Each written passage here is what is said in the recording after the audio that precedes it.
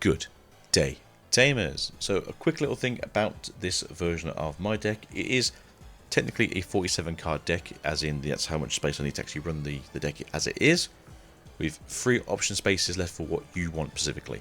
Now, personally speaking, I'm quite liking this array of cards, but whatever you want is down to you. GraceNovamon can go from either the red side or the blue side, making it fairly effective. Paladin mode here is just very good for anything that just wants to go, hey, you, unlike your girlfriend, get rid of your trash. And then Hanku is just a very good way of getting to swing extra times because you want to. And I fairly like it, so that is my choices. You can do your own. If you want to do more of the level 4s, level 5s, you want to get more level 3s in, you want to get like another couple of good level 6s in, I wouldn't say no to a Vizzy. Vizzy is actually a really good card, especially if you do have access to some of the jamming options in this deck. What I will say as well is we are using the Sunmon still. Sunmon I still think is probably the best for the deck. I know some people are going to say no, I quite like the draw a card, trash a card, and with how this deck wants to run, that makes sense and that's perfectly fine. I just think specifically that's how I want to run the deck as a fail-safe memory boosting option is great. Now you are also weak to any floodgate rookie that says don't gain memory, because that's literally how you ruin this deck's life. So there's your biggest counter tip. But as a rule, what you're going to want to do normally on turn 1 is you are going to want to play a Lunamon to your Sunmon, just because that's the best start you can really have. We do play 2 Corona in this deck now. We have removed the floodgates from this deck because generally you're going to be taking games really quickly with this deck. So in the back, draw a card, do whatever you want to do, and then now that we have access to a level 3 that says, hey, you, for a cost of 3, reveal the top 3, add 1 Nightclaw, and then you can add 1 Light Fang or Galaxy. Do what you gotta do.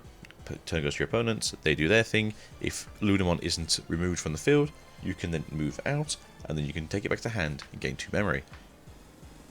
And this is where the shenanigans start. So, Digivolve for 2 into Flare. Flare does the same thing. Search top 3, take 1 Light, 1 Nightclaw, and then 1 Galaxy if you instead of Nightclaw. Then do the loop and swoop underneath. Lunamon sees that it's been moved. Gain 2. Digivolve up with summon effect for 1. Go into the new Letski.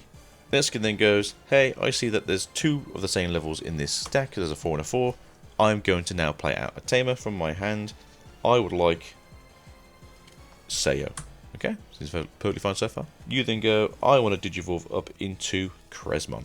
So you Digivolve into GraceNovamon. GraceNovamon obviously knows that there's cards here already at the same level. And so one of your opponent's Digimon or Tamers can't be suspended until the end of their turn, which is great news for you. Obviously, depending on what your opponent's doing, may or may not matter. You put Deanna into the trash. Now that you know that you've got 2 or more sources, you can swing, use the effect, reduce the cost by 2, go for a cost of 1, go into Deanna, and then there's this play. But this play isn't too bad in my opinion. I think it's pretty good. Now the other version of this play is you can go up into Krez, do the Krez effect, get Deanamon in the trash, but instead of having Sayo on the field, you have Ko on the field. Now, instead of having Sayo, you have Ko instead. What this now does is, hey, I see that you're a traded Digimon that I quite like. I'm going to suspend this, and I'm going to swoop and loop. So now you're at the bottom. And now I'm going to turn you into a Rise Greymon. Well, Rise Greymon says, if you're a black or a red Tamer, for a cost of 4 or less, you can be played for free, or a CS Tamer. Well, Sayo is a CS Tamer. Sometimes it helps. And now you have access to the same play again, but this time you now have 2 Tamers in the field, and Deanna's still in trash. So you go, okay, I'm going to swing with my Raise, because he's a pretty good boy. You can raid with this, but you're not going to until level 3.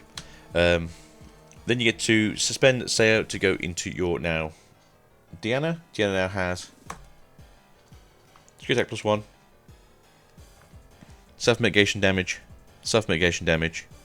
and then an extra 2000 DP. So you're 14k into security for 2 checks. Now, obviously, this isn't necessarily the best board. Sometimes you want to be doing this with a Galmon in the stack, so that way you've got jamming.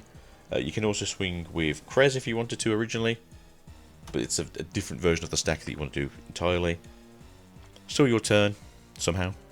and you go, okay, then I want to go into Galaxy. So you go Apollomon. With Diana and Apollomon being Olympus traits, you can give something minus 8k DP. It will then pop the thing, especially if it's just a rookie on your opponent's side of the field.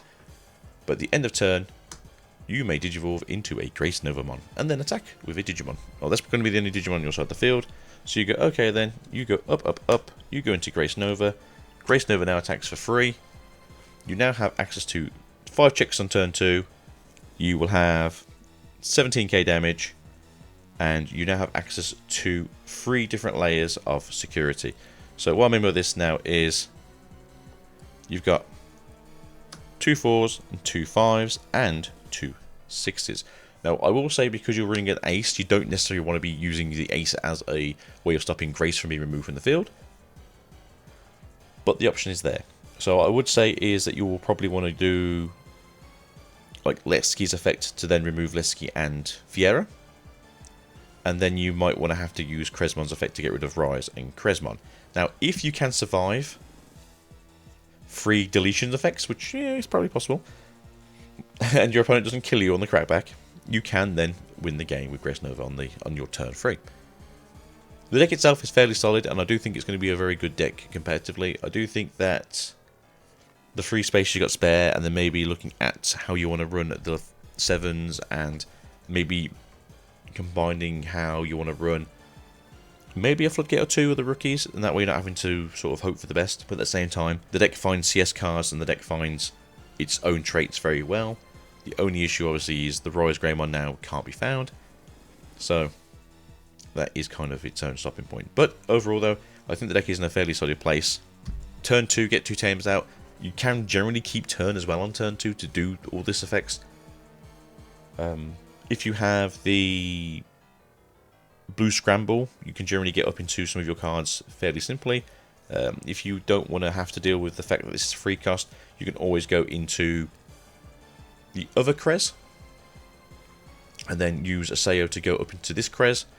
You do lose an attack, but at the same time you're generally going to be swinging with GraceNova either way for 4 checks at that point, or 3 checks. And if you swing on your turn and then end the turn, you do have the end of turn ability to then unsuspend and then swing again. So there will be a GraceNova in the future that I think might just be color locked rather than name locked, because currently it is locked behind Diana and Apollo. But overall speaking, I think this is going to be a very solid deck. I don't know if it's going to be the best deck in the meta, but again, because you can stop yourself being blown up multiple times by Royal Knights or from Megidra, you're Iceclad as well, so it's a very defensive trait that stops your opponent from wanting to fight you, or like, you know, collision, for instance. Okay, that's fine, you can fight with me collision, but I'm going to have more of a stack, you're going to die. And then also you do have the options of removing sources, and if you move sources, you can remove things from the field. Yeah, if you thought the old deck was powerful, this one's going to be very strong. But again, you do have to kind of get your right pieces if you want to do like the full turn 2, get them at 0 combo. Maybe you want to run 3 of each tamer instead of running 2 of each tamer. I'll put the deck list in the description for those who actually want to see what's in the deck list and what's going on. But again, you've got 3 spaces spare, you can do what you like with it. You can look at my options and go, actually I don't like that, I want to have more of this, less of this. But yeah, I think it's a fairly solid list. And generally speaking, you will be rolling as fast as you can with this deck. So yeah, I look forward to seeing you guys out there playing it. So catch you on the flip side. Peace out, Tamers. Mwah.